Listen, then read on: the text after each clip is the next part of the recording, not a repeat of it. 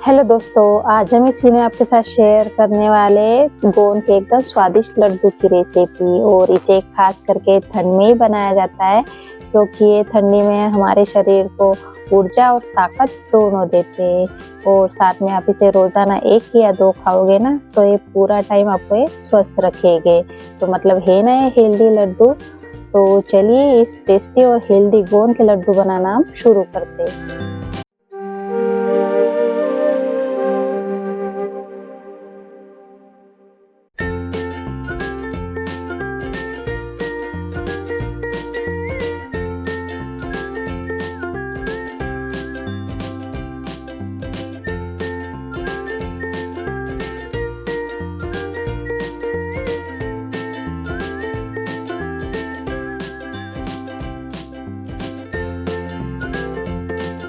तो उसके लिए मैंने 250 ग्राम सूखा नारियल का बुरादा लिया है। उसके बाद लिया है 250 ग्राम घी, 100 ग्राम गेहूं का आटा। आप इस जगह उड़द दाल का आटा भी यूज़ कर सकते हैं। 125 ग्राम छुआरे की पाउडर, 300 ग्राम गुड़, 100 ग्राम खाने वाला गोंद।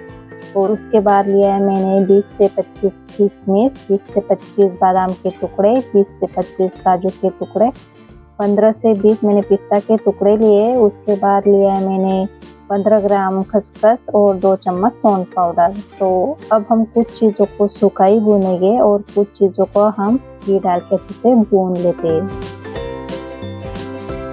उसके लिए अब हम कढ़ाई लेंगे और इसे अच्छे से गर्म होने देते हैं।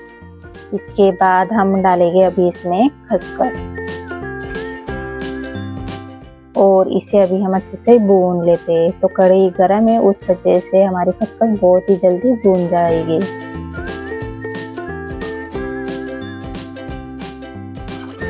तो अब हमारी खसखस अच्छे से भून चुकी है, तो हम अभी इसको प्लेट में निकाल लेते हैं। और अब हम कढ़ाई में डालेंगे नारियल का बुरादा और इसे अभी हम कम आंच पर लगातार चलाते हुए जब तक भूनना है जब तक कि इसमें से हल्की हल्की खुशबू आना चालू नहीं हो जाता है।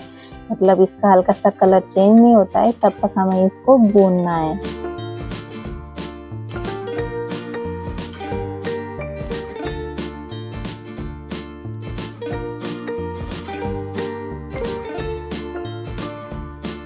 अब इसे लगातार चलाते हुए लगभग 5 से 6 मिनट हो चुके। इसमें से हल्की हल्की खुशबू भी आना चालू हो गई है और इसका हल्का सा कलर भी चेंज हो चुका है। तो बस हमें इसको इतना ही भूनना है। अब हम इसे भी बाउल में निकाल लेते हैं।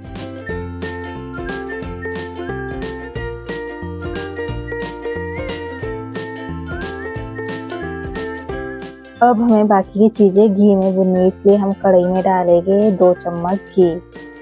इसके बाद हम डालेंगे अभी इसमें छुआरे की पाउडर। अब हम गैस की फ्लेम कम रखेंगे और कम आंच पर हम इसे लगातार चलाते हुए भून लेते हैं। तो ये पाउडर बहुत ही जल्दी भून जाती है।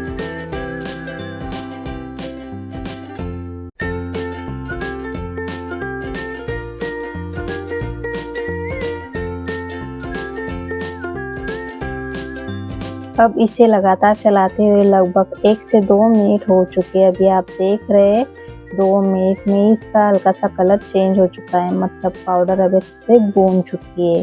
तो अब हम इसको एक बड़ी से परात में निकाल लेते हैं। अब हम कढ़ाई में डालेंगे 2 से 3 चम्मच घी। इसके बाद हम डालेंगे अभी इसमें आटा। अब हम गैस की फ्लेम कम ही रखेंगे और कम आंच पर हम आटे को घी में अच्छे से मिलाते हुए जब तक भूनेंगे जब तक कि इसका कलर चेंज नहीं हो जाता है, तब तक हमें इसे लगातार चलाते हुए भूनना है। और साथ में साथ घी की वजह से जो आटे में गुठली पड़ गई है उसे भी अभी हम चम्मच से मोड़ते जाएंगे।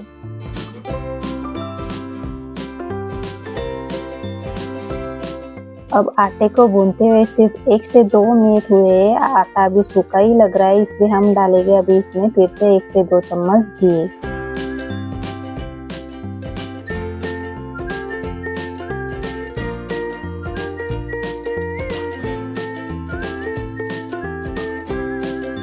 अब आटे को लगातार भूनते हुए लगभग 6 से 7 मिनट हो चुके। इसमें से हल्की हल्की खुशबू भी आ रही है और साथ में इसका कलर भी चेंज हो चुका है। मतलब अब हमारा आटा भी अच्छे से भून चुका है। तो अब हम वही परात में इसे भी निकाल लेते हैं।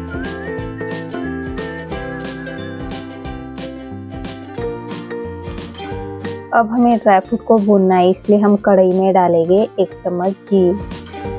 इसके बाद हम डालेंगे अभी इसमें बादाम के टुकड़े,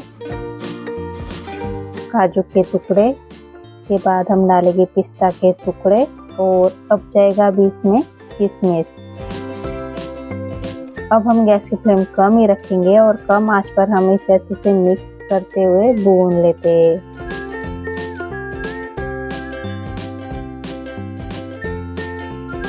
अब इसे लगातार भूनते हैं, सिर्फ 1 से 2 मिनट हो चुके हैं। अभी आप देख रहे हैं ड्राई फ्रूट का हल्का सा कलर चेंज हो चुका है, मतलब ये अभी भून चुके हैं। तो हम वही परात में इसे भी निकाल लेते हैं।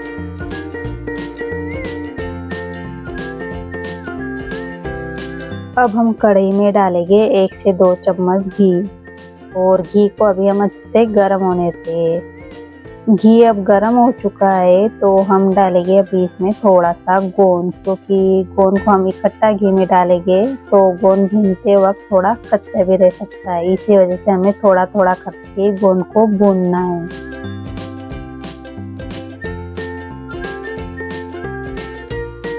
अब आप देख रहे हैं थोड़ी देर में गोंद अभी अच्छे से फूल चुका है, मतलब ये अभी अच्छे से भून चुका है। तो हम अभी इसको प्लेट में निकाल लेते हैं और इसी तरह हम सारे गोंद को भून लेंगे।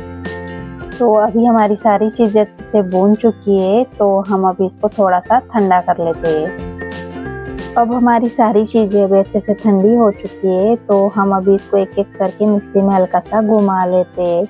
पर मैं नारियल को बुरादा को हाथों से ही क्रश कर लूँगी, क्योंकि ये भुनने की वजह से हल्का सा क्रिस्पी हो जाता है, तो हाथों से ही ये आराम से क्रश हो जाता है। पर आप चाहे तो इसको मिक्सी में भी हल्का सा घुमा सकते हैं।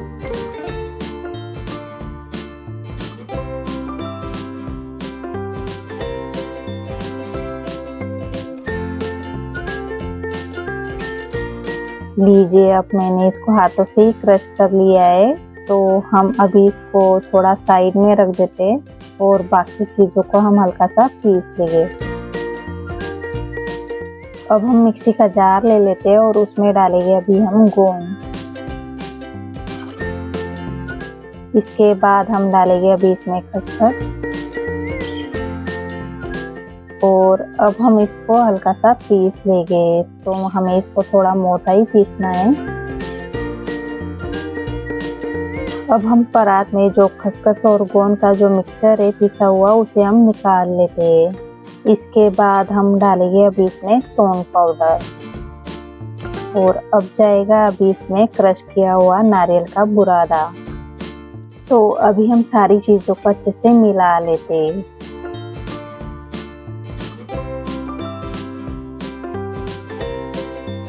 मैंने अभी इसको अच्छे से मिला लिया है, तो अब हम इसके लिए गुड़ की चाशनी भी तैयार कर लेते हैं।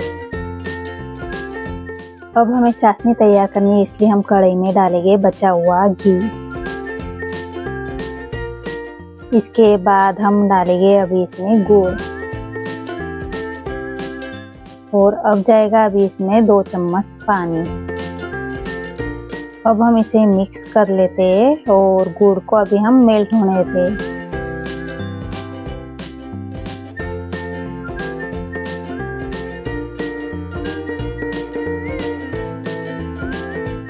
अब आप देख रहे हैं 1 से 2 मिनट में गुड़ अभी अच्छे से मेल्ट हो चुका है। तो अब हम इसे चाशनी तैयार करनी है, इसलिए हम इसे थोड़ी देर और पका लेते हैं। तो अभी आप देख रहे हैं इसे लगातार पकाते हुए लगभग 5 से 6 मिनट हो चुके। अब इसमें से हल्के हल्के बबल आना चालू हो गए, मतलब अब हमारी चाशनी अभी अच्छे से पक के तैयार है। तो हम अभी गैस की फ्लेम बंद कर देते हैं और इसको अभी हम तुरंत लड्डू के मिक्सचर में डाल देते हैं।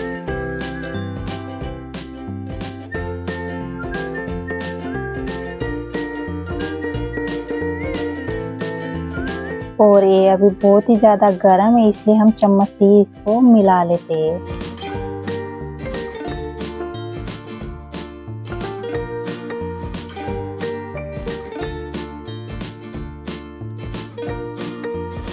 अब ये हल्का सा ठंडा हो चुका है, तो हम अभी चम्मच को हटा देते हैं और हाथों से ही इसको अच्छे से मिक्स कर लेते हैं ताकि सारी चीज़ें अच्छे से घुल मिल जाए।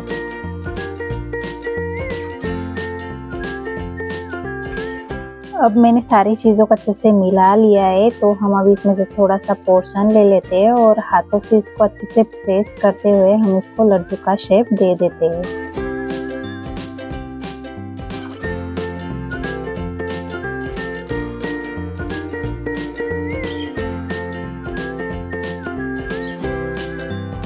लीजिए, अब मैंने इसको लड्डू का शेप दे दिया है, तो कितना सुंदर लड्डू बनके तैयार हुआ है ना।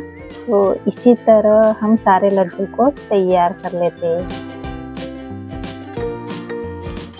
वाव, सुपर। तो लीजिए, अब हमारे ठंड स्पेशल गोंद के लड्डू तैयार हो गए। तो वाकई दिखने में अमेजिंग लग रहे हैं और इसे बनाना भी कितना आसान है और आप इसे बनाकर पूरा महीना भर स्टोर भी कर सकते हैं। पर इसे कोई महीना भर स्टोर ही कर नहीं पाता है क्योंकि बनते इतने टेस्टी है, तो ये बहुत जल्दी ख़त्म भी हो जाते हैं और साथ में सेहत के लिए हेल्दी भी है। तो आप कैसी लगी इसकी रेसिपी? अच्छी लगी होगी तो आप भी इस रेसिपी को इस ठंड में ज़रूर ट्राई करना है और मेरे रेसिपी को ज़्यादा लाइक और शेयर करना। और मेरे चैनल पे अभी नए हो गए तो मेरे चैनल को सब्सक्राइब करना ना भूलना। तो चलते फिर मिलेंगे नेक्स्ट वीडियो में। Bye bye.